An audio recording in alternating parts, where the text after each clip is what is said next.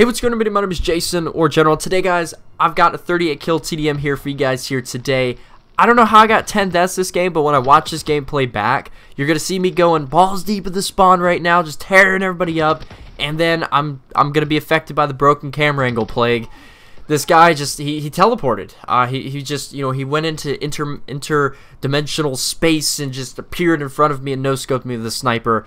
That's the power you get when you use snipers in this game, apparently. But anyway, so I want to talk to you guys about the future DLC that I've been seeing a lot of people talk about when it comes to DLC weapons, DLC map packs, and I want to get you guys' thoughts on them. So I want you guys to leave comments down below and let me know if you guys think this stuff is true, you guys think it's going to come to the game. A lot of this stuff is in the betas, and we've seen this all the way back through the beta. So a lot of it is in the, you know, the files and the behind the scenes and everything on Call of Duty World War II. So I think you know, I think a lot of this stuff will probably come to the game, but as you guys remember back in Black Ops 3, the MP7 was in the game files, but again, the MP7 never came to Black Ops 3. Doesn't mean it won't come to Black Ops 3, because Black Ops 3 is pretty active still right now, but, you know, it never came to the game, at least in the first 2 years the game came out. So, but I do think a lot of this stuff will come to the game, so I want to get you guys' thoughts on that. And then, let's start off, let's talk about the Resistance DLC first, just quickly. I think the DLC map pack looks great. The maps look really awesome. We're getting a Resistance remake for Modern Warfare 3, which was Resistance in Modern Warfare 3 was one of my favorite maps in the game, and it's probably a fan favorite map, to be honest. You know, it's also a ground war map, which, you know, these three maps that we're getting in this map pack actually look like medium to large size maps, which means that we potentially could be getting ground war. Maybe I think the reason ground war's not in the game is not because Michael Contry just doesn't like, you know, 9v9. I think it's just because there's not enough maps in the game that are 9v9 capable, right? You know, you look at Gustav Cannon is like an obvious choice. But there really isn't any other maps that I can really think of that actually would fit 9v9. I'm probably missing one or two, but there's not more than 3 maps that could fit 9 players versus 9 players. So I think this map pack, if these 3 maps are medium to large size, they could fit 9 versus 9 players. I think we're gonna get ground war with this DLC map pack. But you know, the other 2 maps, they look great. You know, I think the one benefit that this map pack has is if these 3 maps are actually really good, I think it's going to fix one of the major problems with this game, is the lack of really good maps.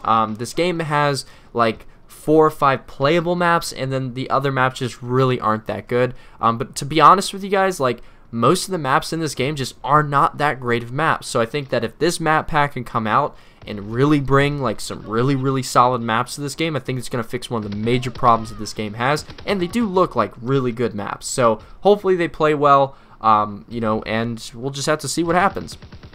But if you look at the last frame of the promotional trailer, there is the Sturmgewehr assault rifle in the picture. So that clearly means that around the time of this DLC coming out, we're going to get some sort of event or some sort of DLC pack, or in terms of weapons or something like that, you know, to get these weapons. And obviously the Sturmgewehr has been in the files for ever since the beta, so we know, we kind of all speculated that it's probably going to come at some point, but this clearly means that probably around January 31st we're going to get this you know, DLC pack. So that's really cool. So obviously we're going to have some sort of event or something around the time of the Resistance DLC pack, which also kind of brings into question every DLC. Are we going to see some sort of event where we get like themed weapons from that, you know, from that map pack? So a lot of people are speculating right now that there's going to be some sort of Russian DLC weapon pack, or not, well, weapon pack plus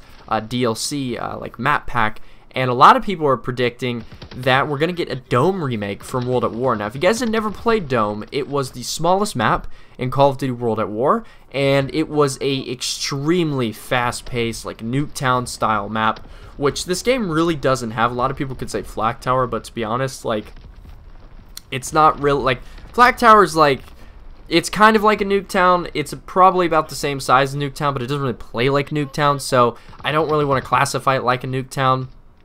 But I think if Dome comes back, that's really good. And if we could get like a dog type kill streak too, that would be even better, because dogs on Dome was like, when you call dogs in on Dome, like, you know, the enemy team just, you know, ran away, because, like, you know, just tons and tons of kills. So, you know, a lot of people are speculating that because if you go back to the World War II promotional videos that Michael and Glenn did when they went around Europe to all the different cities, Glenn was on the Reichstag in Berlin, and every other video that they did, all the places that they were have been included into Call of Duty World War II. The Reichstag is not in Call of Duty World War II yet, but the Reichstag was on the eastern front of the war where the Russians came in and went into Berlin and all that stuff.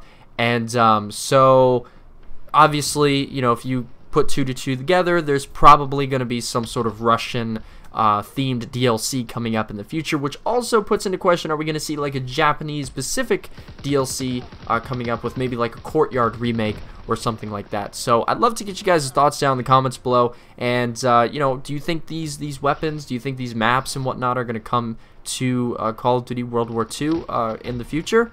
Love to get you guys' thoughts. Which, I mean, there also is the possibility they could do like an African, style, DLC too. Because what if we do a Russian and then a, Pacific and then like the French Resistance? I mean, what other one could we do? But there's a lot of possibilities, a lot of things that they could do because the war was so big, expanded all over the globe. So there's a lot of possibilities that they could do. So anyway, guys, hope you guys enjoyed this video. Just a little discussion video once per you guys here today. So if you'd like to see more videos like this, leave them down in the comments below, and let's start a discussion. So anyway, guys, hope you guys enjoyed this video. If you did, make sure to leave a like. I've got some cool videos coming up over the next couple days.